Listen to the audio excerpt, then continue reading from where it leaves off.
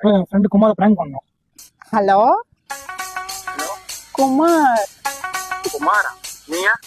நான் ராகவி. ஆ? ராகவி. ராகவியா? ஆமா. எந்த ராகவி? இல்ல குமார், உங்களை நான் Facebookல இருந்து இப்பதான் நம்பர் எடுத்தேன். இந்த போட்டோஸ் எல்லாம் போட்டுருந்தீங்கன்னா நல்லா முறுக்கணும் முறுக்கெல்லாம் இருந்தீங்க. ஐயோ யாருன்னே தெரியல. போட்டோ வச்சுருக்கீங்க, பாட்டுன்றீங்க, நம்பர் எடுத்துன்றீங்க. சரி, மீட் பண்ணலாமா? ஆ, எங்க வரட்ட சொல்லுங்க. நான் எங்க வரட்டும்? நீங்க சொல்லுங்க. நீ ரெடிட்டு நானே வரேன்.